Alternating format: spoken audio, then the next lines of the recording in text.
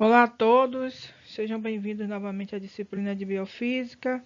Hoje nós vamos conversar um pouquinho sobre a biofísica da respiração.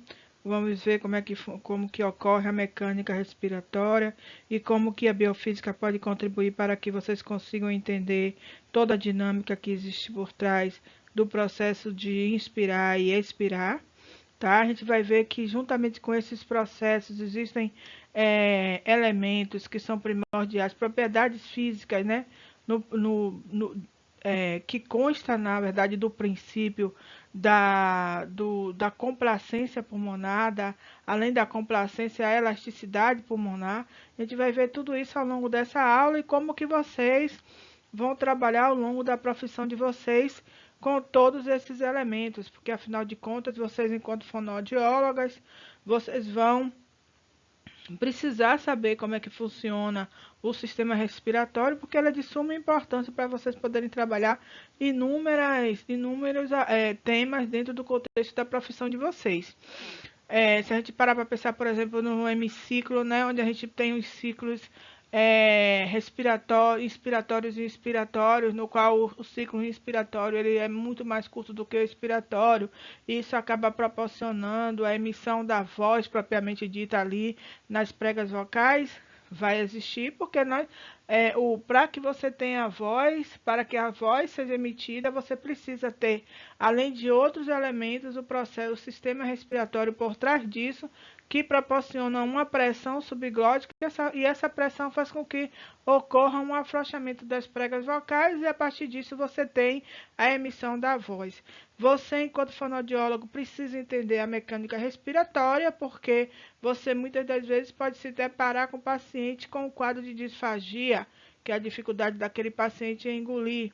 Então, o ato de deglutir, ele acaba cooperando e trabalhando em comum cooperação, na verdade, com a respiração, já que ambos utilizam tanto a faringe como a laringe para poder realizar seus processos, né? Tanto respiratório quanto de deglutição. O fonoaudiólogo trabalha muito com pessoas, pacientes ansiosos, que precisam trabalhar a voz, como é que essa voz vai ser expelida, né, essa fala articulada. Então, geralmente, o fonoaudiólogo, ele trabalha, realiza exercícios, né, musculatórios e que vai proporcionar uma melhor dinâmica do processo inspiratório e expiratório, que, consequentemente, vai refletir onde na fala e na expressão, na forma como aquele indivíduo ele vai se comunicar. Paciente com voz fraca ou com voz forte, portador de alguma patologia, como por exemplo um enfisema pulmonar ou uma asma, acaba comprometendo a comunicação desse paciente muitas das vezes, ou muitas das vezes a voz está tão fraquinha, né, que você não consegue nem ouvir o que aquele paciente está falando. Então, o trabalho do fonoaudiólogo em cooperação com a fisioterapia acaba vindo a contribuir para com a melhora desse paciente. Muitas das vezes o paciente ele não vai apresentar uma voz fraca, e sim uma voz forte, e essa voz forte acaba comprometendo a comunicação do paciente. Às vezes o paciente ele se queixa que ele é visto como uma pessoa agressiva por causa da postura da voz desse paciente. Então o fonoaudiólogo ele acaba, juntamente com outros exercícios respiratórios, acabam vindo a contribuir para com uma voz mais suave daquele paciente, e aquela voz suave acaba contribuindo e melhorando até para a qualidade de vida daquele indivíduo, né? O relacionamento dele acaba sendo melhor. Muitas das vezes, vocês, fonoaudiólogos, trabalham com pacientes que apresentam alguma doença neurodegenerativa, como, por exemplo, o mal de Parkinson, né? Que você vai ter aí um comprometimento, uma alteração da musculatura, então um comprometimento motor ali, que acaba culminando numa dificuldade do paciente na fala, na articulação, na deglutição. Então, o paciente muitas das vezes apresenta uma voz baixa, uma fala baixa, apresenta muita salivação. Então, para o paciente que é um advogado, que é um professor, que é um ator, ou qualquer outra pessoa que possa vir a trabalhar com a voz, isso acaba sendo um empecilho, um transtorno. E você, fonoaudiólogo, vai trabalhar com isso. Então, esses pacientes com essas características acabam vindo a desenvolver, por exemplo, uma hipofonia. E essa hipofonia pode ser resolvida com exercícios de esforço fonatório, que vai fortalecer a musculatura respiratória consequentemente, gerar uma produção de voz com a melhor qualidade. Então, só por isso aí, vocês conseguem perceber que a fonoaudiologia está intricada com vários processos respiratórios. Então, é importante, se faz realmente importante, a gente conseguir entender o que é o processo respiratório, como é que a biofísica ela pode contribuir para o processo de inspirar e expirar no seu paciente, certo? Bem, para a gente conseguir entender um pouco mais sobre esses gases, como eles se comportam dentro de um recipiente ou dentro, no caso, nos nossos pulmões, nos nossos vasos aéreos, é necessário que a gente entenda algumas características, né? É, desses gases. Então, segundo a teoria cinética dos gases, um gás ideal vai ser aquele que vai possuir algumas características, como, por exemplo, as forças de repulsão entre as moléculas, que vão ser bem mais fortes do que aquelas forças de atração. E por isso que essas moléculas elas acabam se repelindo, tendo uma tendência a se espalharem pelo infinito, a não ser que haja algo que as contenham, né, em um determinado volume. Então, se isso não acontece, ela acaba se espalhando. Gases possuem baixa densidade, né? E eles têm como característica também o movimento browniano. Vocês lembram do movimento browniano que nós discutimos no processo difusional? Então, esse movimento browniano, onde as moléculas elas se locomovem de forma aleatória e desordenada, é característica dos gases também. Os gases se movimentam exatamente por essa forma, esse processo de movimentação. Esses gases, as moléculas desses gases, elas coincidem, né, eventualmente umas às outras com as paredes do recipiente. Só que tem um detalhe aí, que essa colisão ela vai ser 100% elástica. Então, o que acontece? É, quando você, né, você não tem, na verdade, uma interação entre as moléculas dos gases e as paredes do recipiente, né? Esse choque entre essas moléculas do gás sobre essas paredes desse recipiente é dada por uma força em razão de uma determinada área, que nós chamamos de pressão, tá? Então, se um gás ele é aquecido ou se ele é resfriado, ele acaba sofrendo alteração da temperatura, do volume e da pressão. Quando eu sei o valor de dois desses elementos, dessas variáveis, eu consigo calcular o terceiro, tá? Então, o gás ele vai ser definido pela sua temperatura, pelo seu volume, pela sua pressão, tá? Fica bem, para a gente começar a entender melhor o princípio da biofísica da respiração, a gente vai entender como é que essas três variáveis, pressão, temperatura e volume, se comportam dentro de um determinado recipiente, no caso, o nosso pulmão. E a gente começa estudando a lei de Boole-Mariot, que foram dois pesquisadores, cientistas, né, que trabalharam isoladamente, que chegaram à mesma conclusão. Foi o que eles fizeram, eles pegaram um tubo em formato de U, aprisionaram um gás e colocaram mercúrio, tá? Eles acreditavam que em um determinado momento haveria ali um equilíbrio térmico desse gás com o ambiente. E em seguida, o que foi que eles fizeram? Eles começaram a aferir o volume desse gás, né, dentro desse recipiente. Só que eles perceberam, né, que a temperatura do gás ela não se alterou.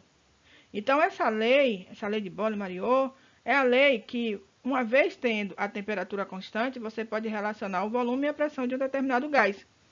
E essa lei, ela te proporciona entender exatamente a mecânica respiratória, porque quando você tem aumento de volume, você tem diminuição de pressão. Quando você tem aumento de pressão, você tem diminuição do volume, tá? E essa tabela aqui, ela nos ajuda a compreender exatamente isso, ó, que quando você tem uma determinada pressão pelo produto do determinado volume, né, tipo 76 por 30, 2220, e você pega isso e joga em um gráfico, você observa que toda vez que você diminui a pressão, você está aumentando o volume. E toda vez que você aumenta o volume, você está diminuindo a pressão, tá? Agora, Márcia, por que que isso é importante? Por que que a gente precisa entender essa lei de Boole-Mariot? Porque essa lei de Boole-Mariot, gente, é a lei que vai nos explicar as mudanças de pressão que o ar ele vai sofrer quando ele entra e sai dos nossos pulmões. Então, toda vez que o ar ele entra ou que ele sai, você tem uma alteração dessa pressão e com isso você consegue manter uma mecânica respiratória satisfatória para que ocorra obviamente, a hematose troca dos gases nos pulmões, pelos alvéolos, tá? Então, durante o ato inspiratório, o que é que acontece? A caixa torácica, ela se expande, tá? Os músculos diafragmáticos relaxam, e com isso a pressão intrapleural, ela diminui em torno de 5 milímetros de mercúrio. Então, o volume de ar expirado, ele acaba aumentando, e o ar, então, ele acaba entrando nos pulmões, tá? Então, o que seria esse volume? Né? Se eu quiser calcular esse volume, como é que eu calcularia? Então, a equação de Bohr-Mariot, ela diz que P1, V1, P1 é pressão, V é volume, então P1, V1 é igual a P2, V2. Eu sei qual é P1, que eu sei que a pressão atmosférica é de aproximadamente 700 centímetros de água, tá? E o volume, né, final, a gente também sabe que esse volume final é de 0,5, tá? E aí eu sei também que a minha pressão final é de 695, porque eu tenho uma queda de 5 milímetros de mercúrio. Vezes o volume final, que é o volume que está entrando na minha caixa torácica, nos meus tubos aéreos, e que eu não sei qual é o volume. Então eu faço esse cálculozinho aqui e encontro que o volume de ar inspirado foi de 0,504 litros. Então, essa equação ela nos ajuda então a compreender exatamente isso, tá? E é importante porque aí a gente já começa a entender um pouco da nossa mecânica respiratória. Então, para entender as medidas de volume, né, em um gás, a gente contou com os trabalhos de Gay-Lussac e de Charles, que eles verificaram a relação que existe entre o volume de um gás com a temperatura, certo? Para isso, eles realizaram experimentos no qual eles aferiram medidas de volume e de temperatura de um gás mantido em uma determinada pressão, e essa pressão, obviamente, era uma pressão constante. E o que foi que eles observaram quando eles fizeram isso? Que a variação do volume, ela era diretamente proporcional à variação da temperatura. E com isso eles puderam perceber, gente, que a razão entre o volume e a temperatura, ela era constante. Então, essa lei de Gay-Lussac e de Charles, ela nos ajuda a relacionar o volume de um gás com a sua temperatura, certo? E o que isso significa? Significa que se eu tenho o volume de um determinado gás, esse volume ele vai ser diretamente proporcional à minha temperatura absoluta e mantida a uma determinada pressão, né? Essa pressão, obviamente, vai ser uma pressão constante. Então, se eu aumento a minha temperatura, né, o meu volume ele vai crescer de forma proporcional. Então, essa lei, ela nos permite calcular a variação do volume de um gás ao entrar ou sair de um determinado recipiente, no caso específico do nosso pulmão.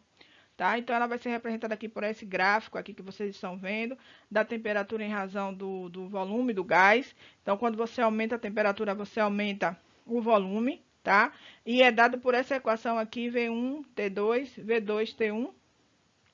E aí, eu coloquei aqui para vocês, só para vocês entenderem como que a gente pode aplicar essa equação, né, para o nosso sistema respiratório.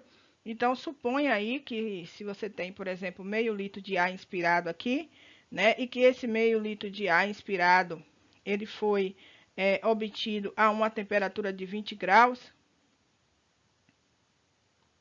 ou desculpa, a uma temperatura de 37 graus, tá? Então, qual seria o volume desse pulmão, né? Então, como é que você vai fazer? Se você tem aqui, você sabe qual é a temperatura inicial, você sabe qual é a temperatura final, você sabe qual é o volume de ar inspirado, você só precisa saber qual é o volume final. Então, para isso, você vai fazer aquela regrinha de 3, né? A gente sabe que temperatura, ela é dada, 20 graus, mas ela precisa ser convertida, que ela está em kelvins. Então, 273 mais 20, 293. A T2, você fazendo a mesma conversão, você encontra 310. Multiplica isso na equação e encontra o volume de 0,53 litros de ar, de volume, desculpa, é necessário, né, para que você tenha aí a entrada de ar nos pulmões. Bem, meninas, então nós chegamos à equação de Clapeyron, que ela associa, né, ela combina as duas leis que nós trabalhamos anteriormente, e ela é conhecida como a Lei Geral dos Gases. E essa Lei Geral dos Gases, ela é válida para um gás cuja massa ela será constante. Então, o físico francês, ele estudou o comportamento de massas e gases diferentes.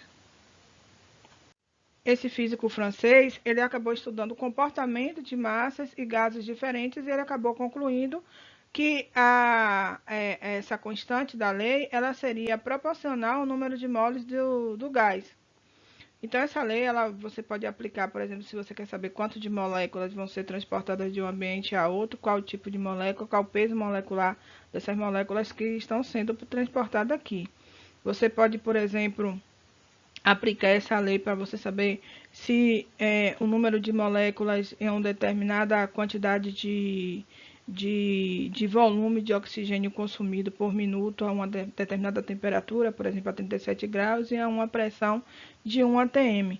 Você também pode aplicar essa lei se, por exemplo, você quiser aferir o volume de um gás ideal em uma determinadas condições normais, tanto de temperatura como de pressão, que é a ATM.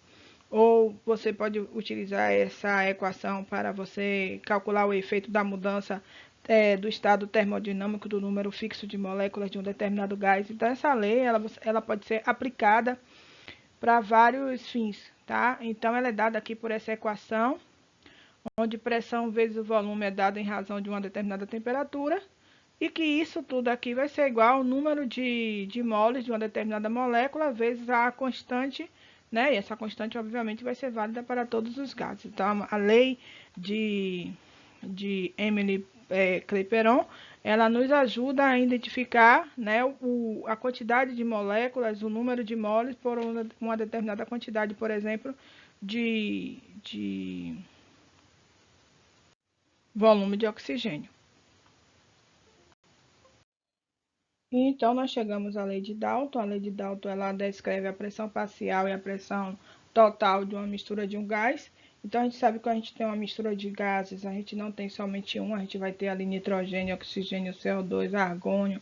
Então, várias misturas vão estar ali, tá? E o somatório de todos esses gases, né, que são proporções parcial, é o somatório total ali da pressão, né, exercida sobre uma parede do vaso. Então, com essa lei, eu consigo calcular, na verdade, a pressão parcial. Se eu tiver o percentual desse gás, eu consigo calcular a pressão total exercida contra a parede de um vaso. Então, aqui, por exemplo, eu tenho um gás A, que eu sei que esse gás constitui 60%, né? E a pressão parcial dele, obviamente, é de 60 milímetros de mercúrio. Eu tenho o gás B, e esse gás B ele é constituído de 40% e a pressão parcial é 40 milímetros de mercúrio. Porque eu sei que esse aqui é 60 e sei que esse aqui é 40, porque o somatório total, né, da pressão contra a parede do meu vaso é de 100 milímetros de mercúrio. Então, se eu tenho dois gases, se um é 60, obviamente o outro será de 40%, certo? Então, essa representação é exatamente o que vai acontecer nos nossos alvéolos. Então, a gente pode aferir que nesses alvéolos, então, a gente vai ter diferentes percentuais de gases e que esses gases vão contribuir para a pressão atmosférica, tá? Mas aí, eu vou fazer outra pergunta para vocês. Quem é que pode contribuir para com a nossa biofísica da respiração? Porque se, por exemplo, né, eu já sei aqui que eu tenho uma pressão total e que a pressão total é o somatório de P1, P2, P3, mas o quanto número de gases estiverem naquela mistura ali. E a pressão de ar, que é a pressão dos meus gases novos, que é a pressão de nitrogênio, oxigênio, água, CO2 e por aí lá vai. Então, eu quero saber aí, dentro desse parâmetro aí, se eu quiser saber, por exemplo, a pressão parcial do nitrogênio e do oxigênio na atmosfera, e que eu sei que essa pressão atmosférica é de 760, eu consigo calcular qual é a minha pressão total, só eu saber. Aí, para isso, eu vou precisar, obviamente, ter algumas informações, né? Tipo, a gente já sabe que o nitrogênio, por exemplo, ele representa 78% do número daquela mistura total dos gases. E que o oxigênio, ele representa aí 20% do total dos gases. Então, eu só faço a substituição na equação, essa equação aqui que vocês estão vendo aqui. Eu sei que é 760, eu sei que qual é o volume o percentual de nitrogênio, é só multiplicar 760 por 78, dividido pelo volume número, o percentual total que é 100. Então, enquanto 593 milímetros de mercúrio de pressão exercida nas paredes do vaso, e do nitrogênio, né, que ele acaba contribuindo com essa pressão. Tá? Se eu quiser calcular do oxigênio, eu faço a mesma coisa, enquanto 152 milímetros de mercúrio. Então, a pressão exercida pelo oxigênio é de 152 e pelo nitrogênio é de 593. Eu pego isso aqui e só vou observar o percentual dos demais gases para chegar à minha pressão total, né, exercida contra a parede dos vasos. Então, é exatamente isso que vai acontecer. Tá? Essa lei de Dalton também, gente, ela é muito importante porque a gente poder calcular, por exemplo, a pressão de água da respiração durante a formação das misturas gasosas, tá?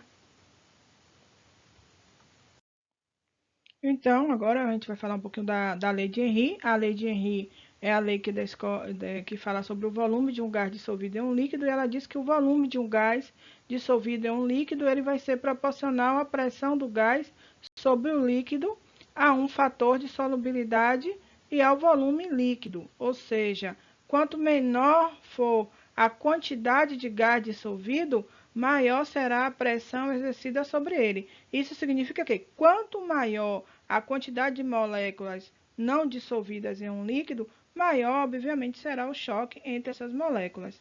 E essa lei, ela ajuda a nos esclarecer, por exemplo, a solubilidade dos gases em um determinado líquido. Então, a equação que melhor representa essa lei de Henry é essa aqui, ó, que é o volume dissolvido dado em ml de um gás, ele é dado pela sua pressão, que é dada em Torr, vezes o seu fator de solubilidade, vezes o volume do líquido em um determinado litro, ok? Então, para entender um pouco mais essa equação de Henry, né, a gente tem aqui esse sistema. Nesse sistema, a gente tem um gradiente. Esse gradiente ele apresenta uma variação de pressão, de coeficiente de solubilidade e de temperatura, e tudo isso dentro de um recipiente cuja membrana ela é impermeável. Então, você tem aqui, por essa membrana ser impermeável, você não tem um trânsito da pressão de oxigênio em ambos os compartimentos, então você tem uma diferença aqui de pressão. Quando você substitui a membrana, essa membrana passa a ser impermeável, o que é que vai acontecer? Você percebe que essas moléculas de oxigênio elas se movem de uma região a outra, elas fluem, né, do ambiente de maior pressão para um ambiente de menor pressão, até que elas conseguem chegar a um equilíbrio, né? O processo difusional faz com que elas entrem em equilíbrio, ou seja, a pressão parcial do oxigênio ela vai ser igual em ambos os lados, certo? Tanto do meio ar, da interface ar, como a interface líquido aqui, tá?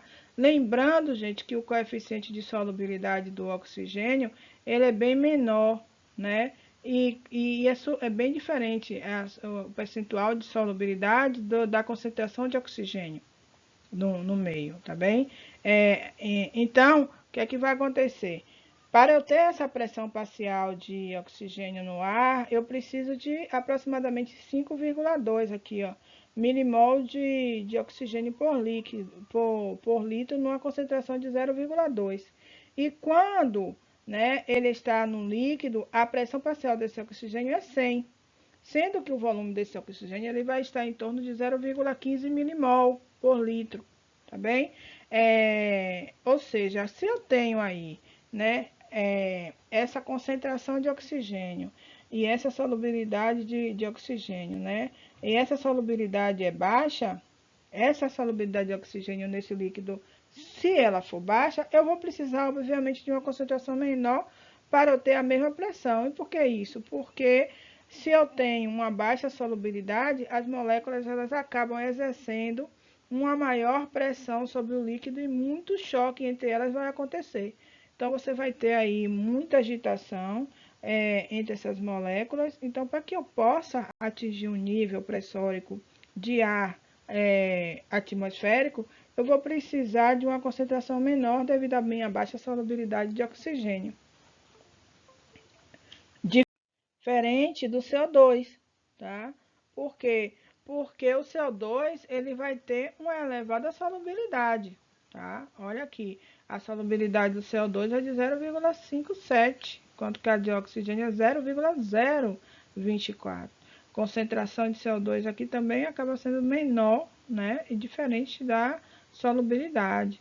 Então, para que eu tenha, né, um CO2 e para que esse CO2 ele consiga exercer uma pressão de 100 milímetros de mercúrio, né, bem como acontece com a pressão no mesmo líquido de oxigênio, eu vou precisar, obviamente, de uma concentração de CO2 de aproximadamente 3 milimolar, como vocês estão vendo aqui. Enquanto que para o de CO2 eu só precisei de 0,15 milimolar, tá? Então, porque aqui, né, ele vai ser muito mais solúvel. Então, para saturar esse sistema, eu vou precisar, obviamente, de uma concentração de CO2 muito maior para exercer uma pressão de 100 milímetros de mercúrio. Por que isso? Por causa da diferença de solubilidade. Você vê que a diferença de solubilidade de um para outro é enorme aí, aqui. Então, em suma, meninas, a quantidade de gás que se dissolve em uma solução, ela vai depender da sua solubilidade e da pressão parcial desse gás. E se assumirmos que tudo isso vai acontecer em uma temperatura que se encontrará constante. E chegamos à equação de Graham. A equação de Graham ela descreve a difusão de um gás e ele diz que essa difusão de gás ela é inversamente proporcional à raiz quadrada da sua massa, tá? Só que se a gente levar isso para o sistema biológico, a gente sabe que não somente a massa ela vai ser um fator preponderante e importante para que ocorra a difusão do gás. Existem outros coeficientes que irão interferir nesse processo difusional, como, por exemplo, o coeficiente de solubilidade, a temperatura, a área, o comprimento do tubo e a variação de pressão também. Tudo isso, esse coeficiente de difusão, vai ser inversamente proporcional à massa, ao comprimento e à viscosidade daquele vaso ali. Então, se você tem aí um meio viscoso, tá? O paciente gripado, o paciente com alguma insuficiência respiratória que leve a produção exacerbada de muco, por exemplo, você vai ter aí um comprometimento da difusão do gás. E agora nós vamos falar sobre dois efeitos que são importantes para que ocorra a hematose nos pulmões e nos tecidos, ou seja, a troca de gases, tá? A gente vai ter aqui o eritrócito nele vai estar contido a hemoglobina, e essa hemoglobina ela vai ter a função de carrear CO2 e oxigênio para o pulmão e para os tecidos em diferentes condições. Então, o efeito Boyle, o efeito Aldane, ele nos ajuda a entender como que ocorre o aumento da afinidade desses elementos, dessa hemoglobina, para com o oxigênio e para com o CO2. E aí, se você observar aqui nessa imagem, ó, quando ela captura oxigênio, quando ela se liga ao oxigênio, o que acontece? Ela libera prótons no meio. Então, se ela libera prótons no meio, ela fica mais o que? Alcalinizada. O pH aqui está mais alcalino. Então, esse pH alcalino favorece a ligação dessa hemoglobina para com o oxigênio.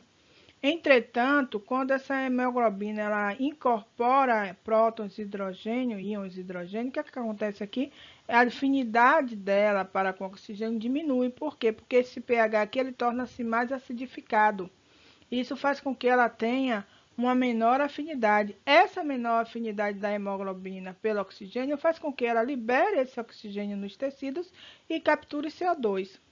A mesma coisa aqui. O aumento da afinidade da hemoglobina, né? Pelo que nesse caso aqui, pelo oxigênio, faz com que ela capture oxigênio e libere CO2. Ela captura oxigênio e libera CO2 porque aquele meio na qual ela está agora está um meio mais alcalinizado. Isso faz com que ela se desligue do CO2 e capture o oxigênio. Então, esse processo, esse efeito Bohr, é um efeito importante, porque ele acaba nos explicando a afinidade dessa hemoglobina para com essas moléculas. Isso faz com que ocorra a liberação, né, de gases, tá? nesse caso, a liberação de oxigênio nos tecidos, tá? E a captura do CO2, ok? E aí, esse efeito Bohr, ele é um efeito simétrico, certo? E isso significa o quê? Que a hemoglobina, ela vai ser colocada em um meio, esse meio ele contém prótons em pHs muito baixo, e é por isso que ela acaba diminuindo a sua afinidade pelo oxigênio e acaba cedendo, então, esse oxigênio para o meio com maior facilidade, né, na região ali do tecido. E essa mesma hemoglobina, por isso que ela é dita como simétrica, ela vai ser colocada em um meio muito mais elevado, e aí então ela vai aumentar a sua afinidade pelo oxigênio, vai capturar oxigênio e vai liberar CO2 nos pulmões. Então esse efeito é muito um efeito que dá para faz com que a gente consiga entender como que vai ocorrer a captura desses gases, além, obviamente, do processo difusional que está envolvido também, além dos níveis pressóricos intraalveolares, né, que vão se elevar. Isso faz com que você libere ou elimine, a depender da situação, o gás, tá bem? E em seguida, e esse efeito Aldeni, gente, ele vai nos explicar como é que ocorre, né, a diminuição da afinidade da hemoglobina para com o CO2 nos pulmões. Então, esse CO2 acaba sendo liberado. A hemoglobina vem dos tecidos super desoxigenada, né? Aí, quando ela chega muito saturada com CO2, e isso faz com que ela tenha uma, como é que eu posso dizer, vai ocorrer nesse caso aí de íons de hidrogênio por essa hemoglobina no meio. Essa liberação de íons de hidrogênio deixa a hemoglobina mais alcaliniza o meio, mais alcalinizado. Essa alcalinização propicia o desligue, né? A liberação do CO2 nos alvéolos. Em consequência também, o meio intraalveolar ele vai estar mais acidificado. Uma vez mais acidificado, proporciona uma migração, juntamente com o processo difusional do oxigênio para com a molécula de hemoglobina. Então, você tem aí a liberação de CO2, captura de oxigênio, né? Então, você tem dois momentos. O momento em que a hemoglobina ela está ligada ao oxigênio, nesse momento você tem uma menor afinidade de CO2. E o segundo momento em que a hemoglobina ela está desprovida de oxigênio, nesse momento aí, nesse contexto, você tem um aumento da afinidade do CO2. Assim como o efeito Bohr, o efeito Aldeni, ele também é simétrico. Isso significa que quando você tem um aumento da pressão de CO2, você tem a diminuição da afinidade de oxigênio. Quando você tem a diminuição da pressão de CO2, você vai ter um aumento da afinidade do oxigênio. E aí nós iniciamos, né, o nosso sistema respiratório, já que agora a gente consegue entender, compreender como é que os gases eles se comportam em compartimentos, né, recipientes, no caso nossos pulmões, como que ocorre a variação desses elementos, pressão, volume e temperatura, e como que cada uma dessas leis elas serão importantes para que nós possamos entender todo o princípio do processo biofísico. A partir daí, a gente vai agora conversar um pouquinho sobre as propriedades biofísicas do sistema respiratório. Bem, e então os seres vivos eles acabaram se diferenciando quanto ao uso de oxigênio em duas classes. Aquelas classes de espécies que vão utilizar oxigênio, que são denominados de aeróbios, e aqueles que não utilizam, que são chamados de anaeróbios. E a gente tem ainda uma terceira classe aqui, que são os aeróbios facultativos. Na ausência do oxigênio, eles acabam utilizando outros elementos para poder, que não oxigênio, para poder obterem suas energias. E essas espécies, esses seres vivos, acabaram também se diferenciando quanto ao tipo de células. Então, alguns são seres unicelulares, apresentam apenas uma célula, e outros seres pluricelulares. Essas células elas acabaram se organizando, né, formando tecido, e outras apresentam-se de forma isolada. O interessante é que, independente do tipo de ser vivo, todos eles acabaram preservando, né, um método de trocas entre eles a partir do processo difusional. Então, a difusão, aquela difusão, né, que simples que nós abordamos no capítulo de membranas, biofísica das membranas, é uma característica conservada ao longo das espécies, tá? E o que foi que aconteceu? O processo difusional é o mesmo. O que acontece é um aprimoramento, tá? Daqueles organismos, são ditos aqueles organismos complexos mais evoluídos, né? E esse aprimoramento fez com que surgisse aí um aparelho respiratório. Esse aparelho respiratório ele trabalha em conjunto com o aparelho cardiovascular, hoje em dia a gente conhece como aparelho cardiorrespiratório, tá? E que irão proporcionar trocas gasosas muito mais eficazes, processo de oxigenação dos tecidos muito mais rápido, regulação do pH quando necessário, proteção, temperatura e vocalização. Então, tudo isso está envolvido em um único sistema, um único aparelho, que é o aparelho respiratório. Vocês, enquanto fonoaudiólogos, vocês já viram isso, que a gente tem o processo de produção da voz, e o processo de produção da voz ela vai estar diretamente trincada ao ciclo expiratório do indivíduo. Então, quando a gente fala em arquitetura do sistema respiratório, essa arquitetura ela possibilitou trocas rápidas de oxigênio, de CO2, nutrientes e de metabólitos. Para que isso acontecesse de melhor maneira, foi necessário que houvesse um maior volume de sangue em relação ao volume de células, para que pudéssemos compor um, um sistema, né, de constante de dejetos de troca muito rápido, aumento de CO2, né? Esse aumento de CO2 proporcionou uma rápida difusão, e essa rápida difusão é proporcionada pela hemoglobina, que ela acaba carreando essas moléculas de um lado para outro. Para vocês verem, a hemácia, né, os eritrócitos, que são as células do nosso sangue responsáveis por armazenarem a hemoglobina, elas são anucleadas. Isso já é uma característica da espécie, dos mamíferos. Tá? As outras hemácias, elas possuem núcleo, mas a hemácia do mamífero não tem núcleo exatamente por uma característica evolutiva da espécie. No que você não tem núcleo, o que é que vai acontecer? Aquele espaço vai ser preenchido por hemoglobina. E aí, consequentemente, você consegue carregar uma quantidade bem maior de oxigênio. Então, nosso sistema respiratório, ele que vai ser responsável pela troca de gases no nosso organismo, né? Vai captar o oxigênio, liberar CO2 e outras substâncias. Isso tudo com regulo do equilíbrio ácido básico, onde você vai ter a enzima anidrase carbônica e o bicarbonato.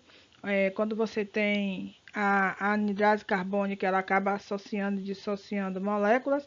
Isso faz com que você tenha um meio mais acidificado, um meio mais básico, a depender da associação ou dissociação do ácido carbônico. Ou você vai ter liberação de CO2 e água, ou você vai ter liberação de bicarbonato e prótons e os hidrogênios. E isso vai favorecer a afinidade da hemoglobina para com essas moléculas, e aí você tem aí as trocas ocorrendo naquele espaço. Não somente isso, mas outros elementos que acabam proporcionando. Então, para que tudo isso aconteça, o sistema respiratório, falando anatomicamente, ele vai ser subdividido em dois setores, que são as vias superiores e as vias inferiores. As vias superiores são constituídas pela boca, pelas cavidades nasais aqui, pela faringe, pela laringe, tá? Que vai ter a laringe, juntamente com a laringe, as outras regiões navais vão ser responsáveis não somente pela fala, mas como também não somente pela voz, né? Propriamente dita, mas pela fala articulada. E os órgãos inferiores, que vão ser constituídos aqui pela traqueia, pelos brônquios, tá? Bronquíolos, até chegarem aqui as ramificações dos alvéolos. E então vamos falar um pouco dos pulmões, que são os nossos protagonistas. Eles se encontram em pares no nosso organismo, tá? Estão localizados na região interior da caixa torácica. A caixa torácica fica revestindo ele exatamente aqui nessa região, ó. Ele é formado também pelo externo e atrás pela coluna vertebral e fechado interiormente pelo diafragma, que vai estar bem aqui nessa região aqui, tá? Esses pulmões, eles são formados por tecidos parenquimatoso, Então, o parênquima pulmonar, ele reveste todo esse pulmão aqui. Ele tem grande extensibilidade e elasticidade, é isso que vai proporcionar com que ele tenha essa capacidade de se expandir, né, de esticar e retornar ao seu estado anterior. Então, o fenômeno de extensibilidade de complacência, a gente vai discutir isso, que vai ser acompanhado, obviamente, pela mecânica respiratória. Esse pulmão, ele consegue, né, no momento que ele se estende, no momento inspiratório, ele acumula energia potencial elástica, e essa energia potencial elástica acumulada durante o processo inspiratório, ela é utilizada durante o processo inspiratório. O nosso pulmão, ele apresenta aqui algumas características, né? E uma delas é essa ramificação, né? Ele tem uma ramificação excessiva, tá? E essa ramificação excessiva durante o processo inspiratório acaba aumentando o comprimento e o tamanho. A traqueia, por exemplo, ela possui 500 mil alvéolos numa área de 100 metros de superfície de troca. Então, tudo isso começa aqui, ó, pela traqueia, onde ela sofre um processo de dicotomização. Essa dicotomização leva a mais divisões, sucessivas divisões, até nós chegarmos aqui na 24ª dicotomização, onde vão estar ali os alvéolos e é onde vão ocorrer as trocas, as zonas de trocas.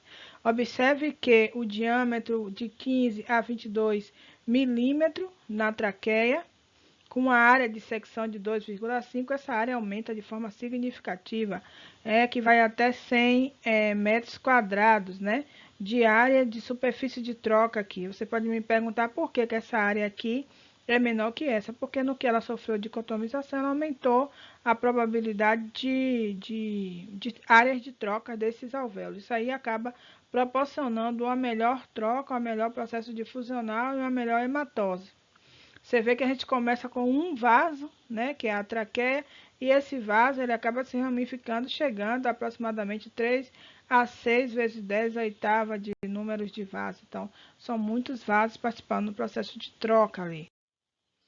E além dos pulmões, esses pulmões eles acabam sendo revestidos por uma estrutura que nós chamamos de pleura.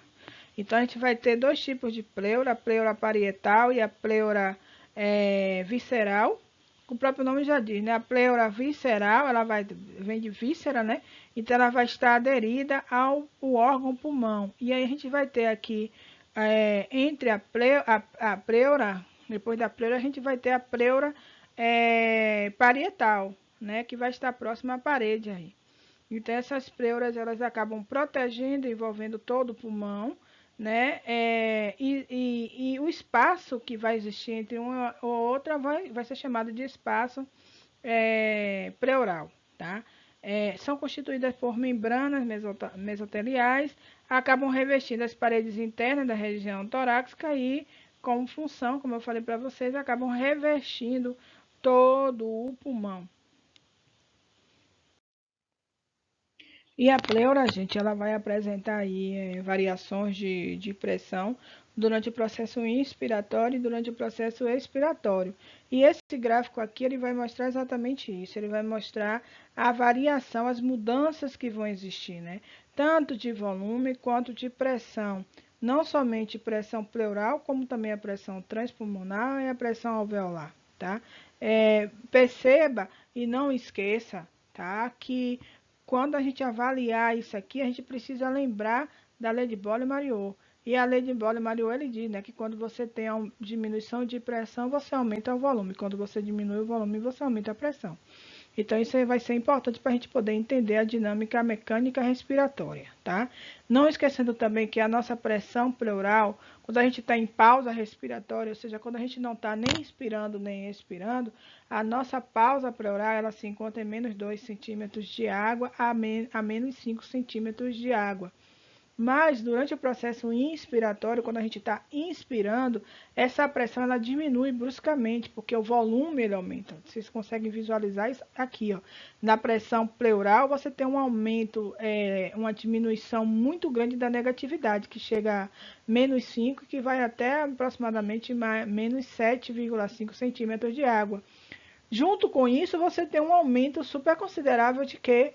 Do volume, né, de líquido aqui, dado em litros. Então, esse volume ele acaba aumentando.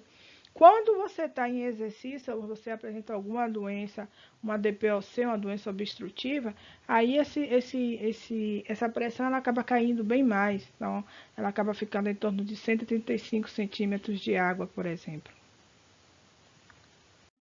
Então, gente, além da pressão pleural, a gente tem também a pressão alveolar, certo?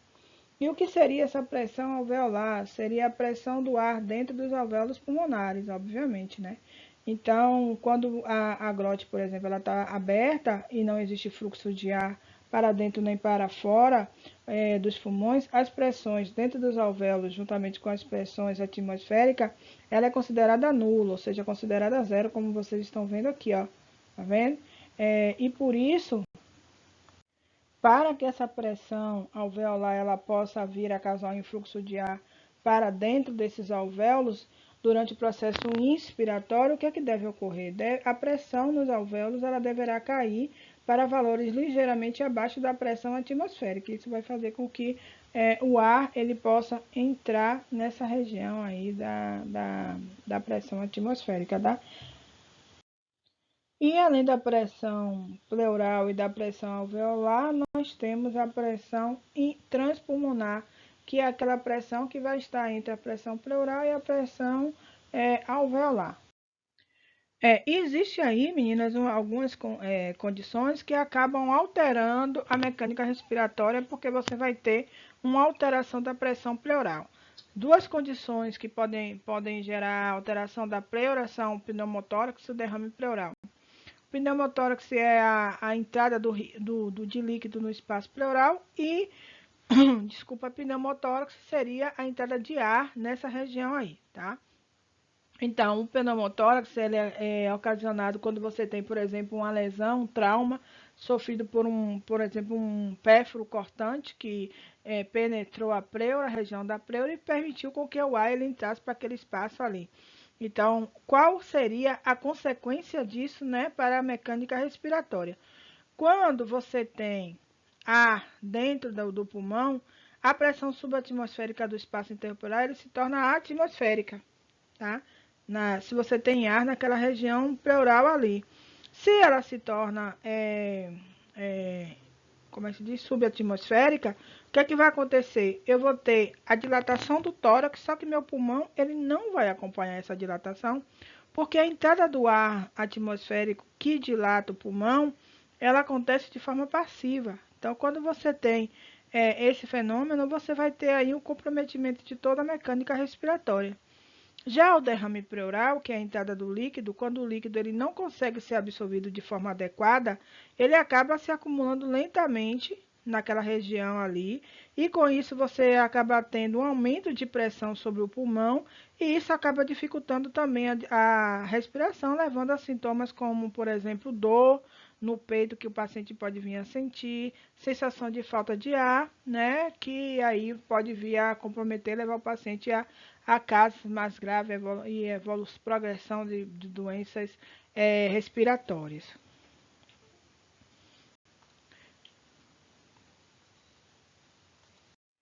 E a mecânica ventilatória ela vai consistir em dois ciclos, na verdade chamado de hemiciclos, que é o ciclo hemiciclo inspiratório e hemiciclo expiratório. Você vai ter um fluxo aéreo na parede dos vasos aqui, entre os alvéolos, o meio, o ambiente externo, tá? Esses fluidos eles vão se deformar, como a gente já viu anteriormente, né? E vão se movimentar sob uma determinada pressão. A depender da pressão exercida sobre esse fluxo, você vai ter como consequência a saída ou entrada do ar. Para ajudar nesse processo inspiratório e no processo expiratório, você vai ter a participação de músculos principais e músculos auxiliares, né, que são, para o processo inspiratório, você vai ter a participação do diafragma, dos músculos intercostais externos e do grande peitoral. Então, você tem aqui a expansão pulmonar durante o processo expiratório. Quando você tem essa expansão pulmonar, ela é acompanhada pela contração dos músculos peitorais menores. juntamente com a contração dos músculos intercostais, e você tem achatamento e contração do diafragma. Isso faz com que você eleve o volume e diminua a pressão intrapleural. Isso faz com que o ar ele entre dentro dos pulmões. Durante o processo expiratório, no qual o ar ele vai sair dos pulmões, você tem a participação da parede abdominal, transverso do abdômen, os oblíquos externos, interno, reto abdominal, os ossos torácicos, triangular externo e intercostais, só que dessa vez interno ao invés de serem externos, como na inspiração. E aí você vai ter aqui o ar, né? E você vai ter, durante a saída desse ar dos pulmões, você vai ter contração pulmonar. Essa contração é acompanhada pelo relaxamento dos músculos intercostais, relaxamento dos músculos peitorais menores e relaxamento e elevação do diafragma. E, como consequência, você vai ter a saída de ar. O processo inspiratório, só reformulando mais uma vez, quando você tem esse processo, a mecânica, né, física desse processo, vai se dar pela elevação da caixa torácica, abaixamento do diafragma, pressão negativa subatmosférica intrapleural, aquela pressão que chega ao limite de menos 5 a menos 7,5 milímetros de água. O pulmão acompanha esse movimento, obviamente você não tem nenhum problema na pleura, nem tampouco problema de elasticidade, nem de extensibilidade. E aí você vai ter uma redução da pressão intraalveolar, e com isso você proporciona a entrada de ar nas vias aéreas até que você tenha a ausência do gradiente pressórico, tá? E na expiração, o contrário vai acontecer. Você vai ter uma pressão na parede torácica por um músculo abdominal, eleva-se a pressão para valores menos negativos ou ligeiramente positivos. Esse ligeiramente positivo é quando você tem a expiração forçada, e que vocês trabalham muito com expiração forçada em pacientes de reabilitação fonoaudiológica. E aí você vai ter o aumento das forças do colapso pulmonar, aumento da pressão intraalveolar, você aumentou a pressão, diminuiu o volume, com isso você vai ter a expulsão do ar nos pulmões até a ausência do. Como dito nos slides anteriores, a gente tem também a participação dos músculos intercostais. Esses músculos intercostais, eles acabam contribuindo para a modificação da pressão intraalveolar. Então, durante o relaxamento, o que é que vai ter? As costelas elas vão se aproximar, vão diminuir o volume torácico, aumento da pressão torácica, e com isso o ar ele vai ser expulso dos pulmões. Quando esses músculos intercostais eles se contraem, as costelas elas irão se afastar, aumentar então o volume torácico, diminuir a pressão, e o ar então irá entrar para as vias aéreas pulmonares. Então, os músculos intercostais eles são muito importantes nesse processo de mudança, alteração da pressão intraalveolar. Juntamente com os músculos intercostais, a gente também tem alguns músculos específicos que também vão contribuir com a pressão intraalveolar, que são os músculos acessórios, que são eles os escalenos e o esternocleidomastoideo. Esses dois músculos, eles participam tanto do processo de relaxamento quanto do processo de contração. E ele é muito importante porque muitas das vezes o paciente ele apresenta uma sequela motora, né? Uma tetraplegia, uma paraplegia, não, em geral uma tetraplegia. E essa tetraplegia acaba comprometendo a respiração do paciente. Muitas das vezes o paciente ele não consegue se comunicar, e o trabalho de relaxamento e contração desses músculos escaleno esternocleidomastoideus faz com que esses pacientes eles recuperem a fala.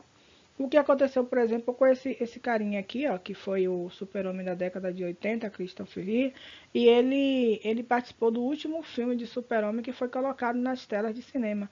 Ele sofreu um acidente durante uma cavalgada que ele fazia com seu cavalo lá, e aí ele caiu do cavalo. No que ele caiu do cavalo, ele perdeu todos os movimentos, ficou tetraplégico, parado numa cadeira, e ele não conseguia se comunicar. Então, o trabalho do fonoaudiólogo em parceria com o fisioterapeuta contribuiu muito para com a participação dele no seu último filme, tá? Ele conseguiu balbuciar algumas palavras, e muitas das vezes, quando o paciente ele tem um comprometimento, né, medular, o que acontece? Os músculos principais, eles não funcionam, tá? Por exemplo, a movimentação do diafragma, ela não ocorre de forma satisfatória ou é nula, praticamente nula. E o trabalho com esses dois músculos, que eles participam do processo respiratório em apenas 5%, essa condição ela muda quando o paciente está com uma tetraplegia, por exemplo, porque são os únicos músculos que acabam ficando intactos, né, sem alteração durante esse processo. Então, muitos profissionais, fonoaudiólogos e fisioterapeutas acabam trabalhando com esses dois músculos aqui que acabam proporcionando a entrada ou a saída de ar, tá? Então, esses músculos, quando se relaxam, eles diminuem o volume da caixa torácica, ela aumenta a pressão e com isso o ar sai. Durante a contração, aumenta o volume torácico, diminui a pressão torácica, então o ar acaba entrando. Então, vocês, fonoaudiólogas, acabam trabalhando muito com isso, tá? Então, fiquem atentas a esses músculos. Então, aqui só mostrando mais uma vez a vocês para deixar bem enfatizado isso, tá? Inspiração, durante o processo inspiratório, o diafragma contrai e abaixa, músculos intercostais se contraem, elevam-se as costelas. Quando isso acontece, você tem um volume da caixa torácica aumentado, os pulmões então se distendem, a distensão desse pulmão é acompanhada pela diminuição da pressão alveolar, e aí o ar atmosférico entra nas vias respiratórias, então esse ar acaba chegando aos pulmões e o contrário vai ocorrer no processo respiratório. E para toda essa mecânica respiratória, a gente terá uma respiração pulmonar. E essa frequência respiratória, gente, ela vai corresponder ao número de ciclos respiratórios registrados por minuto.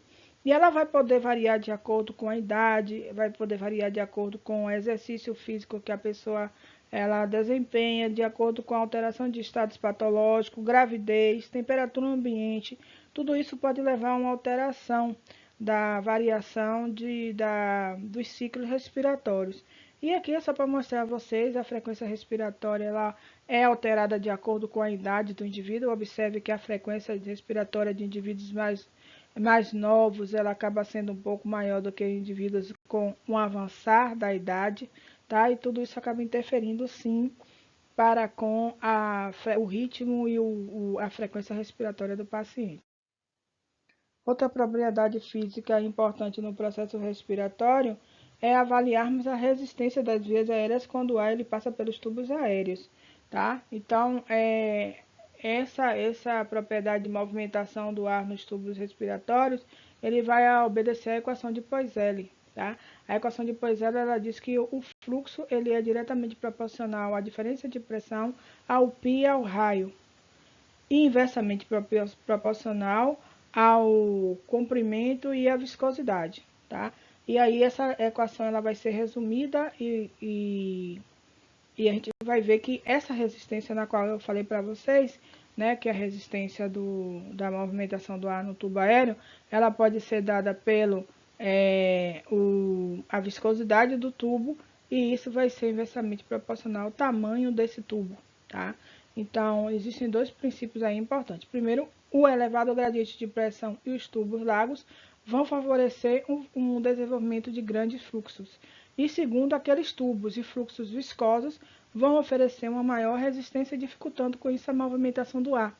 Eu já falei para vocês isso quando a gente iniciou a aula, que eu falei que se o paciente estiver gripado, tiver alguma insuficiência respiratória nas vias aéreas superiores, acaba comprometendo a passagem desse ar e diminui também, né, restringe a passagem desse ar ali.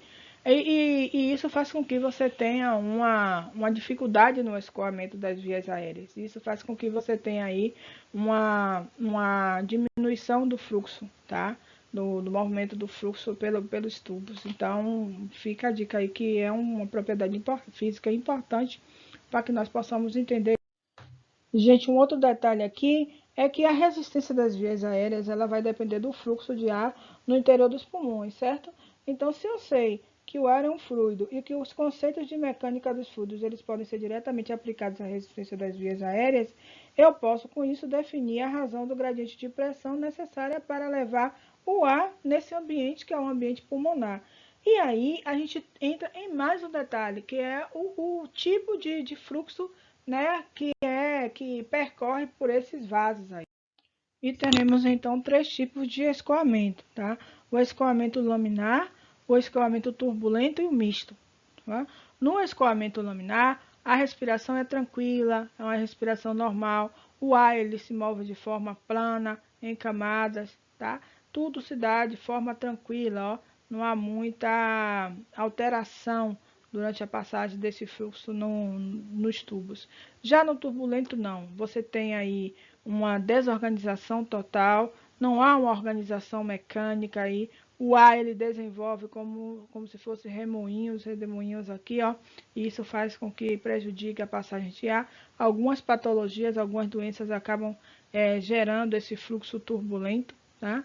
E a gente tem um fluxo misto, que envolve tanto o fluxo laminar como o fluxo turbulento, que também não é o fluxo desejável, mas em muitos momentos, em alguns setores, você vai ter o fluxo laminar, em outros você vai ter o fluxo turbulento.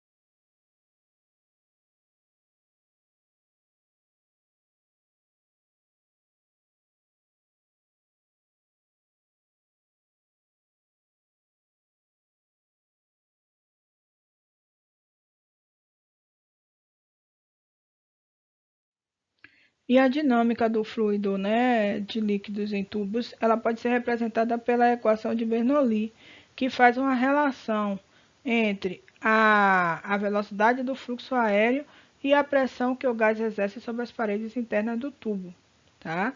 Então, se nós tomarmos como exemplo essa figura aqui, ó, a gente vai ver que de acordo com Bernoulli, se nós considerarmos que o fluido ele seja um fluido incompressível, não viscoso e com escoamento uniforme de regime permanente, a gente vai ver que haverá uma relação da pressão com a velocidade, tá? E a gente vai ver também que essa relação vai ser inversa, ou seja, o fluxo aéreo e a pressão que o gás ele vai exercer sobre essa parede interna da tubulação. A gente vai ver aqui que quanto maior for a velocidade, mais pressão vai ser exercida na parede dos vasos, tá? Então, algumas patologias, né, que pode gerar o estreitamento dos brônquios, como por exemplo o efizema pulmonar, essas patologias acabam fragilizando as paredes internas do tubo, né? E essa fragilidade, né, faz com que o tecido elástico e liso se torne mais fragilizado. E quando ele fica fragilizado, ele não consegue mais regular o diâmetro desse tubo e com isso ele acaba respondendo mais acentuadamente. E aí, quando ele responde mais acentuadamente, você tem aí uma diferença de pressão, e essa diferença de pressão acaba levando a diminuição muito grande da pressão alveolar, podendo levar o pulmão desse paciente ao colabamento dos alvéolos. Então, os alvéolos acabam se colabando por causa dessa característica aí, tá? Os movimentos físicos que os pulmões fazem dentro da caixa torácica para que haja aquela entrada e saída de ar nos pulmões, ela é chamada de mecânica ventilatória, tá, meninas? Essa mecânica ventilatória não são as trocas gasosas que nós conhecemos. Trocas gasosas é a troca de gases entre os alvéolos e a hemoglobina. Não é isso, é só mecânica respiratória. O que quer dizer isso? É que eu tenho, tá, gás que entra e que sai nessa região aí dos meus pulmões, certo?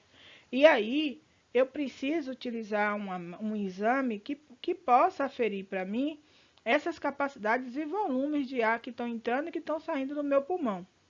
Aí eu vou utilizar um exame que nós chamamos de espirometria, tá? Que vocês utilizam muito na prática de vocês, a espirometria. A espirometria vai ser o exame que vai aferir medidas né, que são chamadas de medidas espirográficas, ou seja, ela vai medir a entrada e saída de ar nos pulmões. É um teste que muitas das vezes cursa auxiliar a prevenção e permite também o diagnóstico da qualificação de distúrbios respiratórios. O exame de espirometria é feito por um aparelho que nós chamamos de espirograma. E o espirograma nada mais é do que o registro gráfico do volume de ar expirado, não somente do volume, como também do somatório de alguns desses volumes que nós vamos chamar de capacidade pulmonar, em que o coeficiente angular da curva vai determinar a cada ponto a velocidade do fluxo. Então, vocês vão trabalhar com isso porque diversas patologias, né, diversos fatores acabam modificando a ventilação, seja por alteração de frequência, seja por volume corrente ou por ritmo cardíaco, seja por motivos emocionais, por dor, por sono, por choro, pelos processos fonatórios como um todo, por tosse, por necessidades metabólicas, vários fatores podem vir a contribuir para a alteração dessa capacidade de volume pulmonar. Então, a gente vai estudar cada um desses, porque vocês vão trabalhar com isso ao longo da vida de vocês. Então, a gente tem a capacidade, a gente tem, na verdade, 4 volumes e 4 capacidades, certo? Volume corrente é aquele volume de ar inspirado ou expirado a cada respiração normal. Então, toda vez que você, aquela pausa respiratória, né? Aí você tem aquele volume corrente ali. O ar inspirado durante o ciclo respiratório, que é esse aqui, ó, corresponde exatamente a isso aqui. E o volume médio de ar inspirado é de aproximadamente 500 ml, certo? Quando você faz uma respiração mais forçada, que sai desse volume corrente, aí você pode ter o volume de reserva inspiratório ou você pode ter o volume de reserva expiratório. O volume de reserva inspiratório é aquele volume, né, que você vai aferir a quantidade de ar que pode ser movimentada além daquele volume corrente. Então, quando você expira, aquele volume corrente que você faz continuamente, o volume de ar de reserva inspiratória é aquele volume além daquela corrente ali. E ele também vai ter uma quantidade. Essa quantidade será de aproximadamente 3.000 ml. E a gente tem o volume de reserva expiratório, que é esse aqui, ó, tá? Esse volume de reserva expiratório, ele vai corresponder, né, ao volume máximo adicional de ar que pode ser eliminado por expiração forçada após o término da expiração corrente. Então, quando você termina esse volume corrente aqui, aí você tem o volume de reserva expiratório, tá? Que é exatamente esse volume aqui, ó, certo? E aí, é esse volume que vocês trabalham muito, porque vocês querem saber se o paciente tem capacidade respiratória funcional, tá? E a gente tem um volume residual, que é o ar que não pode ser expulso do pulmão.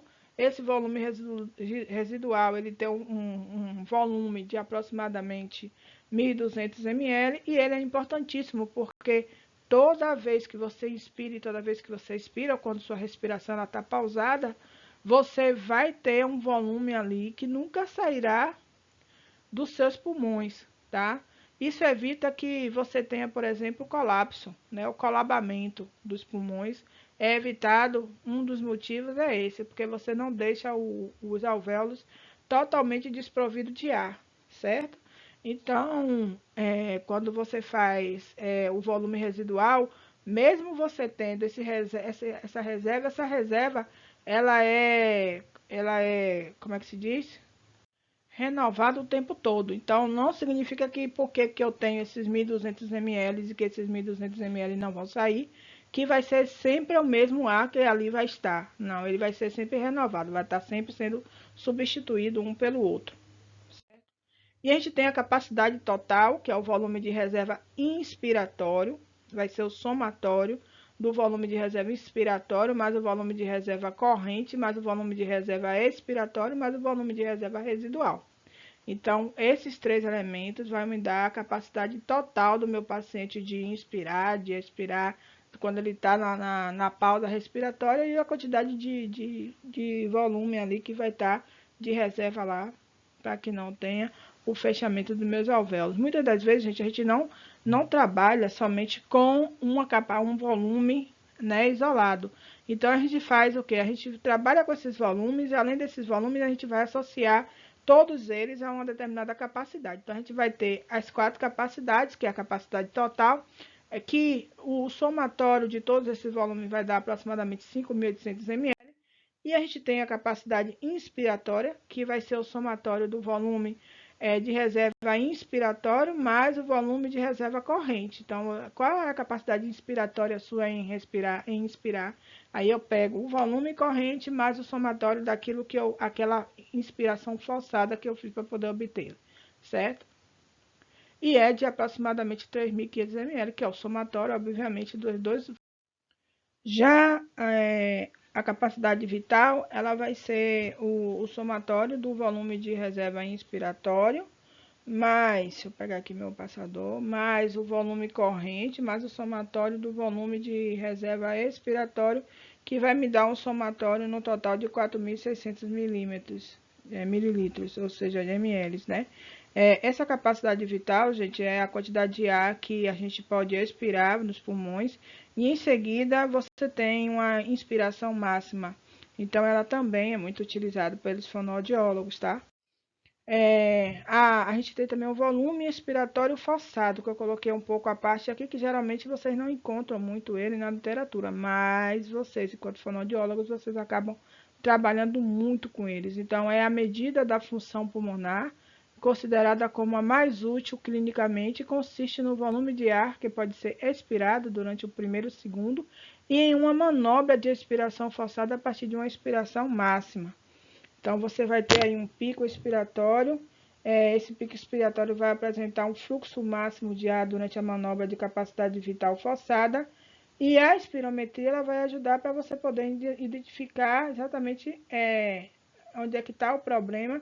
E aí, muitas das vezes você faz a espirometria para poder ajudar o paciente a promover inspirações muito mais profundas e fornecer com isso uma maior capacidade respiratória. E a partir daí, o paciente ele vai melhorando o seu processo de captação de oxigênio. Adultos saudáveis, por exemplo, a espirometria ela vai ser um incentivo que vai gerar o aumento do volume da parede torácica, entendeu? Como é que eu posso dizer, gente? Essa capacidade inspiratória forçada, né, expiratória forçada do paciente, ela pode também acabar contribuindo, influenciando nos diferentes processos, né, fonatórios, como por exemplo a voz, né, que se dá pela produção de sons pela laringe. Então, e também pela ressonância de ar e pelos espaços localizados, né, naquelas regiões ressoantes. Então, na fonação, essas forças aerodinâmicas elas devem estar em equilíbrio, porque se elas não estiverem em equilíbrio, você não tem aí a produção do som e a fala articulada. Então, o controle fonatório e expiratório para a fonação, ele vai ser, como é que eu posso dizer, gente? Vai ser fornecido exatamente por essas capacidades dinâmicas fonatórias de cada indivíduo. E essas capacidades vão ser estimuladas, obviamente, por exercícios respiratórios que vocês acabam induzindo os seus pacientes a fazerem e que acabam melhorando o ritmo expiratório do paciente e, consequentemente, gerando uma fala mais suave, mais limpa, mais uniforme, tá? E a gente tem também a capacidade funcional residual, que é o somatório do volume residual mais o volume de reserva expiratória, que vocês também vão trabalhar demais com eles. E eles representam aproximadamente 2.300 ml de volumes de ar, né? O somatório desses dois. Essa capacidade residual também a gente trabalha muito, vocês trabalham muito com isso, né? Então fica aí a dica de que vocês vão precisar desse material depois. Esses volumes e essas capacidades pulmonares, eles variam muito, como eu falei para vocês, variam de acordo com o sexo, de acordo com a raça, de acordo com a idade, com a superfície corporal, superfície cutânea, postura e algumas doenças. Também pode gerar alterações nessas capacidades e nesses volumes de ar no pulmão, tá? Aqui é só para mostrar a vocês, né, que volumes e capacidades aqui aferidos em homens e mulheres, vocês observam que mulheres têm uma diminuição significativa quando comparada aos volumes e capacidades dos homens. Então, essas mulheres, geralmente, a maioria, né, mulheres em si, elas vão apresentar uma diminuição dessas capacidades em cerca de 20 a 25%, tá? Muito menor do que os volumes e capacidades apresentados em homens, tá? Então, na hora que se for fazer a análise, tem que prestar atenção nesses detalhes aí. E aí a espirometria, ela nos ajuda a identificar vários tipos de patologias, né? Por exemplo, as DPO6, né? Que são caracterizadas pelo aumento da resistência do fluxo aéreo devido a alguma obstrução parcial ou completa. Então, no enfisema pulmonar, na asma, na bronquite crônica, você vai ter aí algumas características dos volumes e capacidades aumentadas, e esses volumes e capacidades aumentadas acabam contribuindo para com o diagnóstico e tratamento do paciente. Então, como a gente sabe, essas DPO6, elas geram dificuldade no efluxo, né? Então, quando o paciente tem um excesso de muco, acaba obstruindo toda a via ali, o diâmetro do vaso respiratório, e isso acaba interferindo na complacência pulmonar, que a gente vai ver mais adiante o que é a complacência, tá? Que é a capacidade que o pulmão ele tem de estirar a um determinado volume sob determinada pressão, e isso e essa complacência pulmonar, ela vai estar aumentada durante as DPO6, principalmente no enfisema pulmonar, tá? E aqui, ó, dá para ver aqui as capacidades, a capacidade pulmonar total aqui. Você vê aqui o volume de reserva expiratório e o volume residual, os parâmetros de normalidade. E quando você tem, por exemplo, uma DPOC, você tem um aumento desse volume de reserva residual e da capacidade residual funcional. Você vê aqui que o volume de reserva aumentou bastante, tá? E a capacidade vital, ela vai se apresentar aí totalmente alterada, tá? E o volume de reserva expiratória, ele acaba diminuindo, ó, quando comparado a um paciente normal. E a gente tem as pneumopatias restritivas, ela restringe, na verdade, essas patologias acabam restringindo a entrada, né, do fluxo aéreo, são caracterizadas pela diminuição da expansão de parênquima pulmonar, refletem na perda da extensibilidade, ou seja, da complacência pulmonar, e é consequência da redução da complacência, como, por exemplo, a fibrose pulmonar, que é caracterizada por uma cicatrização precoce, provocado por um processo de inflamatório agudo nos alvéolos. Então, isso acaba diminuindo a capacidade vital do paciente, acaba tendo menor, e a capacidade total também acaba sendo reduzida. E quando você vai fazer a espirometria, você consegue observar exatamente isso. Então, você tem aqui, ó, os parâmetros de normalidade, só que aqui você tem o volume residual, você tem a perda da elasticidade e a redução da complacência pulmonar, e isso vai refletir no volume residual expirado, tá? E no volume residual vital aqui, reserva vital do paciente também vai estar alterada, tá? Dois elementos que vão estar alterados nas doenças pulmonares restritivas. E as pleuras, elas exercem determinadas forças, tá? Então, durante o processo inspiratório, os pulmões eles vão seguir o movimento da caixa torácica graças ao líquido que se encontra no espaço pleural. Então, esse líquido ele vai ser composto basicamente de sais e de água. Então, quando você tem uma expansão das paredes das caixas torácicas, essa expansão ela vai ser acompanhada, obviamente, com a expansão do pulmão, como eu falei para vocês há alguns slides atrás. Isso acaba favorecendo a aderência e a inexpansividade da camada líquida existente entre a pleura, que vai manter os pulmões solidários, e os movimentos da parede torácica. Então, você vai ter aí duas forças que vão atuar, que é a força de adesão, que são aquelas forças que vão estar entre a molécula do líquido e da superfície, e a gente também vai ter a força de coesão, que vai ser aquela força que vai estar entre as moléculas do líquido. E o comportamento elástico dessas estruturas envolvidas com a respiração é que vai proporcionar a elasticidade e a extensibilidade, tá? Então, como eu falei para vocês, vai ser difícil separar essas películas, né? Aí a gente chama isso de molhando as pleuras. É o mesmo que acontece, gente, quando a gente pega, por exemplo, um copo d'água e joga numa mesa de vidro e coloca um outro vidro por cima e tenta separar. Tente separar ali. Se você conseguir separar, você vai ser um sortudo, porque em sua maioria você não consegue separar, porque as forças de adesão vão ser bem maiores do que as forças de coesão. Então, o comportamento elástico das estruturas envolvidas com a respiração, ela vai ser descrita pela equação de Hooke, tá? Então, esse comportamento elástico que o pulmão tem, ele vai obedecer essa equação, e essa equação ela vai dizer que a elasticidade ela vai corresponder ao produto da constante elástica pela variação do comprimento da mola, que vai ser determinado por esse efeito deformante aqui. Então, essa equação, tá? Se eu colocar no gráfico aqui exatamente uma equação da elasticidade do pulmonar em razão da força exercida sobre ela, tá? E isso vai nos levar à compreensão de como é que vai ocorrer exatamente esse comportamento elástico das estruturas envolvidas na respiração, como o pulmão, que vai ter essa capacidade de extensibilidade e elasticidade, tá? Para vocês entenderem um pouco esse princípio de elasticidade e extensibilidade, basta lembrar da aula de biofísica da audição, que nós falamos sobre corpos elásticos e corpos plásticos. E aí eu falei que um corpo elástico era aquele corpo que tinha a capacidade de ser deformado, né, durante a passagem durante a propagação da onda sonora, e depois ele retornava ao seu estado primitivo, né? Aí só dizia que ele era um corpo resiliente, lembram disso?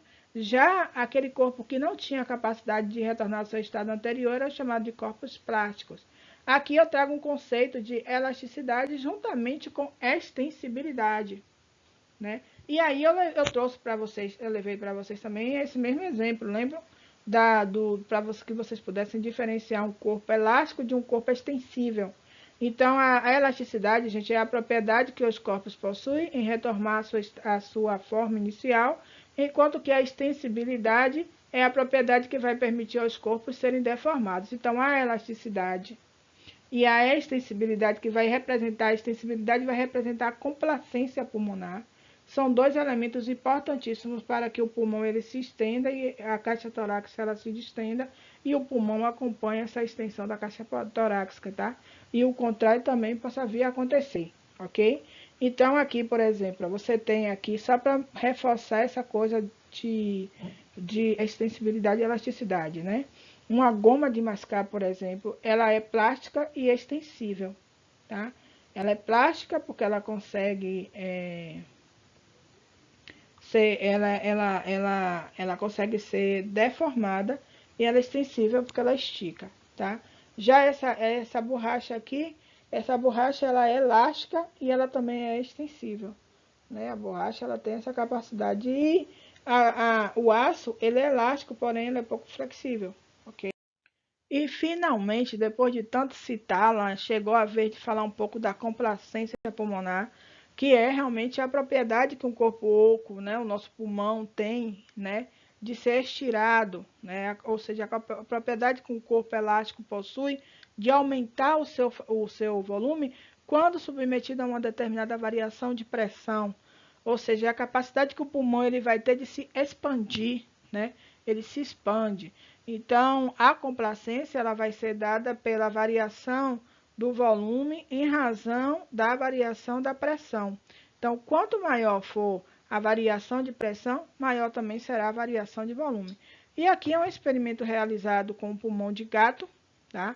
Nesse pulmão de gato você consegue observar aqui a variação traqueal e essa variação da pressão traqueal ela acaba aumentando o volume corrente.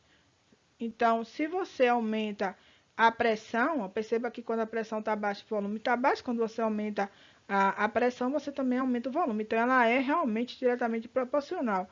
Você vê que o gráfico aqui é quase uma linha, tá? Ela é retilínea. Por quê? Porque você não tem, se você tiver variação de 1, consequentemente você vai ter a variação. E então nós temos a complacência específica, além da complacência normal, a gente vai ter também a complacência específica. E o que seria essa complacência específica? o valor da complacência pelo volume do pulmão disponível.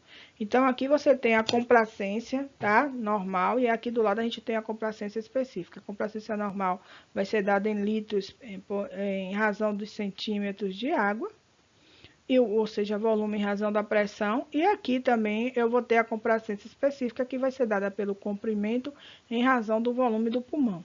Então, esse gráfico a gente vai observar exatamente isso. A gente vai observar a complacência pulmonar do paciente, tá? E quando a gente observa esse gráfico, a gente consegue observar aqui que você vai ter uma complacência e que essa complacência ela vai variar de acordo com a quantidade de pulmão, né? Então, se eu tenho um pulmão, ele vai se expandir em resposta à complacência pulmonar.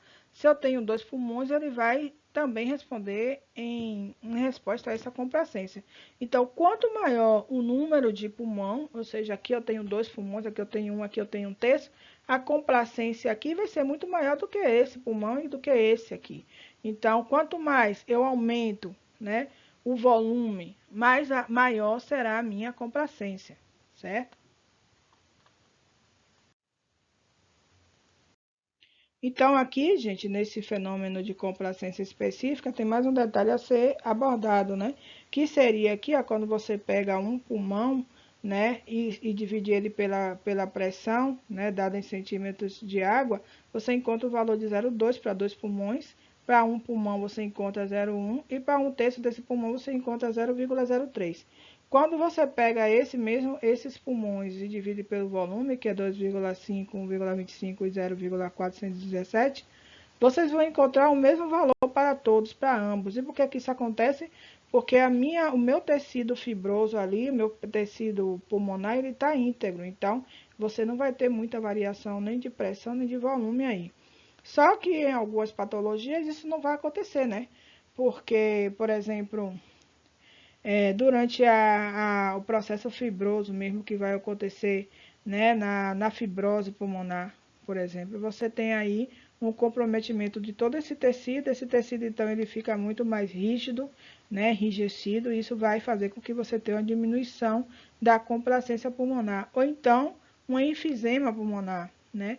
Um enfisema pulmonar vai deixar as paredes do alvéolo com a perda muito grande de tônus elástico. Isso vai fazer com que você tenha um aumento da complacência pulmonar. Então, essas duas patologias acabam vindo a dificultar o fenômeno de complacência, ou aumentando ou diminuindo. E em ambos os casos, isso não vai ser bom. E nesse experimento aqui, ó, também realizado com pulmão de gato, né?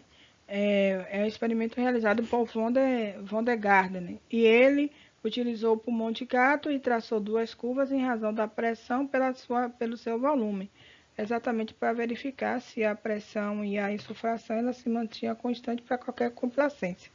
Então, o que foi que ele observou aqui? Ele observou que, para que ele pudesse observar antes, ele traçou aqui duas curvas. Em uma curva, ele pegou o pulmão de gato e insuflou com água, tá? E salina, e na segunda curva ele pegou esse pulmão e insuflou com ar. E aí ele começou a observar a complacência desse pulmão. E aí ele viu que a complacência ela não era constante para qualquer pressão ou insuflação. Então, quando você tinha aqui aumento e variação da pressão, você tinha aí uma complacência aumentada ou diminuída. Então, ele pôde perceber que a complacência pulmonar ela vai ser sempre maior quando o pulmão ela está desinsuflado do que quando ela chega ao seu limite máximo, tá? E eles viram isso como? Como foi que eles viram isso? Eles viram isso quando eles pegaram o pulmão e desinsuflaram esse pulmão. Aí eles observaram que a pressão total de retração pulmonar ela era de aproximadamente 2 a 5 centímetros de água. E aí ele percebeu que essa pressão também ela era 4 a 10 vezes menor do que aquela pressão traqueal que se mantinha no pulmão cheio. Olha, e aí com isso eles viram também que existia uma pressão máxima de retração do pulmonar insuflado e que essa pressão era praticamente igual àquela pressão de retração da tensão superficial no líquido alveolar. E com isso eles puderam concluir, obviamente, né? Depois que eles fizeram isso tudo, eles concluíram que o pulmão vazio, a tensão superficial do líquido alveolar era 4 a 10 vezes menor do que o pulmão cheio. Então, eles obviamente também eles acabaram inferindo que deveria existir alguma substância, alguma solução que contribuísse para com a diminuição da tensão superficial daquele pulmão. Então, foi o que ele fez. Ele viu que poderia existir um líquido alveolar e que esse líquido alveolar, com certeza, era uma substância tensão redutora que poderia variar as pressões intraalveolares de acordo com o volume do alvéolo. Então, a partir daí, eles descobriram, ou alguém descobriu mais adiante, que essa substância tensão redutora era o líquido surfactante, que a gente vai ver daqui a pouco aí nos próximos slides, tá bem? Então, vamos entender o que seria essa pressão, essa tensão superficial, certo? Então, para ficar mais fácil a gente entender, se a gente parar para pensar e lembrar que aqueles pequenos mosquitinhos, né, que ficam pairando sobre a água e que não se afundam ali, eles ficam na superfície da água. Por que que eles não se afundam, né? Por que que eles eles têm o que nós chamamos de tensão superficial, que faz com que ele não se afunde? É porque a superfície da água, ela vai se comportar como se fosse uma membrana esticada. Isso vai torná-la muito mais resistente a pequenas pressões, no caso as pressões exercidas e provocadas por esses insetos. A esse fenômeno é que nós chamamos de tensão superficial, tá? Ou seja, a tensão superficial, gente, ela vai representar a força que deve ser feita para que aconteça a penetração de um determinado objeto em uma superfície líquida. Ela também vai representar a força dividida pela distância onde há o contato de trabalho realizado, dividido por uma área onde houve aquela penetração, certo? Então, aqui, essa figura, ela mostra exatamente isso que eu acabei de falar para vocês. O que é que a gente pode entender nessa figura aqui? A gente tem moléculas, né, na interface ar líquido, tá? Essas moléculas, elas estão interagindo entre si e algumas delas estão se repelindo, tá?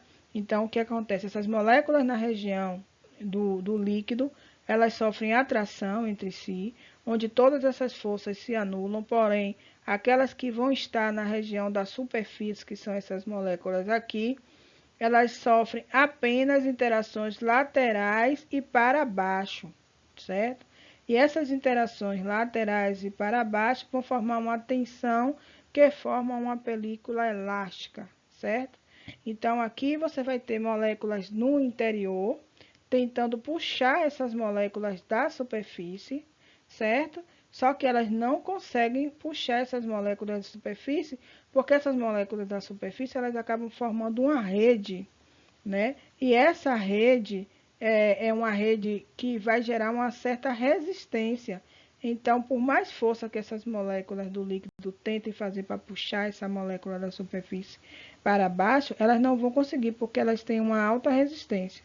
Se a gente comparar isso aqui com nossos alvéolos, nós temos dois tipos de líquidos, um que vai diminuir a tensão superficial e o outro líquido que vai aumentar a tensão superficial, que um é o líquido surfactante e o outro é o líquido alveolar. Então, o líquido alveolar ele vai contribuir para com a tensão superficial e o líquido surfactante ele acaba diminuindo essa tensão que existe aí entre essas moléculas. E vão existir aí alguns efeitos originados da tensão superficial nos alvéolos, que vão ser a barreira de difusão e... Só um minuto que eu coloquei barreira de difusão duas vezes aqui, mas seria barreira de difusão e fechamento dos alvéolos. Depois a gente conserta isso. Pronto, meninas, consertei aqui. Então, os efeitos, né, que são gerados da tensão superficial nos alvéolos são dois. Primeiro, a barreira de difusão e segundo, o fechamento dos alvéolos. Quanto à barreira de difusão, quanto maior a tensão superficial na fina camada que recobre o alvéolo, mais difícil se tornará a penetração do oxigênio, porque a camada monomolecular de líquido vai ser uma barreira, tá? E quanto ao fechamento dos alvéolos, é um problema que a gente vai entender um pouco mais com a lei de Laplace, mas já dá para a gente entender que vai ocorrer implosão desses alvéolos. Por quê? Porque você vai ter uma pressão exercida na parede dos alvéolos maiores e dos alvéolos menores. Só que a pressão exercida nos alvéolos menores vai ser muito maior do que a pressão exercida nos alvéolos maiores. Isso faz com que você tenha a saída do ar desses alvéolos menores para os alvéolos maiores, fazendo com que os maiores se colabem, tá? E isso gera um problema muito grande, principalmente se o paciente tiver ausência de líquido surfactante para poder contornar essa situação. E aí a gente fala um pouquinho sobre esses agentes tensorredutores, que na verdade são os nossos surfactantes, né?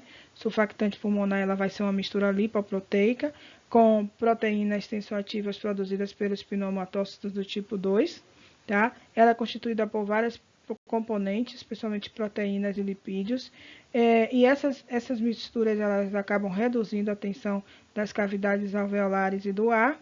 Então, ela vai ter a função de aumentar a complacência pulmonar e, consequentemente, diminuir o esforço respiratório. Evita, muitas das vezes, o colapso, né, provocado pela tensão superficial e acaba facilitando bastante o processo respiratório. Então, os componentes são os fosfolipídios, os dipalmitoil fosfatidilcolina, 40% dela, fosfatidilcolina monoenoica, 25%, e fosfatidilglicerol, 10%. Então, todos esses elementos são constituintes do surfactante que acaba contribuindo para com a diminuição da tensão superficial. Então, chegamos então à tensão superficial e comparando com a lei de Laplace, né? A gente poder entender o que acontece com os alvéolos quando a gente tem uma via obstruída. O que é que vai acontecer? Essa tensão superficial no alvéolo, ela tende a colapsar. Então, ela tende a colapsar porque você vai criar uma pressão positiva alveolar e essa tensão positiva, então, vai empurrar o ar para fora. Então, a lei de Laplace, ela vai te dizer que quanto menor for um raio, ó, você tem aqui, ó, suponhamos que aqui seja um alvéolo, quanto menor for o raio, maior vai ser a pressão exercida dentro desse alvéolo, porque a tensão da parede também será maior. Então, é exatamente isso que a lei de Laplace ela explica, que a pressão ela vai ser diretamente proporcional à tensão em função do raio. Então, se você tem aí 3 torneiras, né? E essas 3 torneiras, onde o ar ele está entrando por a torneira A, você fecha a torneira A, o ar que tem nesse alvéolo aqui, ele tende a passar pro alvéolo maior. E aí, esse alvéolo menor tende a colabar. Isso acontece porque o diâmetro do raio desse alvéolo aqui é bem menor do que desse aqui. Isso faz com que eu tenha um aumento de pressão, aumento de tensão superficial e faz com que a tensão entre as paredes seja maior, tá? Então, isso é exatamente isso que acontece com os nossos alvéolos, tá? Quando você tem uma obstrução das vias aéreas, esses alvéolos menores, eles tendem a fluir todo o ar para os alvéolos maiores. No enfisema pulmonar, por exemplo, você vai ter isso aí, né? Alvéolos maiores, mais dilatados e com funcionamento comprometido. E aí, quando você tem o comprometimento desses alvéolos, os alvéolos, né, menores se fecham, esvaziam, e aí você tem um colapso, e com isso pode ser muito mais agravado se você tiver associado a esse fenômeno uma diminuição do líquido surfactante. Então, é assim que os nossos alvéolos se colapsam. Então, existem alguns distúrbios, né, que podem levar a algumas patologias que são provenientes do aumento da concentração ou diminuição do líquido surfactante, ou até mesmo pela sua eliminação. Então, a gente tem, por exemplo, a síndrome da membrana hialina, que ela é caracterizada por uma produção exacerbada da produção do líquido surfactante e uma menor eliminação desse líquido. E aí isso faz com que você tenha uma força de retração alveolar muito alta e acaba dificultando o processo respiratório. A proteinose alveolar, ela já é uma doença de causa desconhecida, tá? Mas sabe-se que ela é produzida a partir de uma determinada micose que se instala no pulmão e isso acaba gerando a produção, uma produção muito grande do líquido surfactante. Essa produção do líquido surfactante muito grande gera uma maior passagem de líquido para os alvéolos, produzindo com isso um edema pulmonar. Um outro detalhe, uma outra patologia que pode ocorrer é a embolia pulmonar e o pulmão em choque. Essas patologias, elas levam a estados de hipóxia tecidual, e essa hipóxia ela acaba interferindo no mecanismo de produção e eliminação do surfactante e que, por sua vez, vai produzir alterações mecânicas e imunológicas da função normal do pulmão. Então é isso, meninas, que eu queria mostrar para vocês sobre a biofísica da respiração e qualquer coisa a gente tira as dúvidas na sala de aula. Um grande beijo para vocês e até a próxima semana.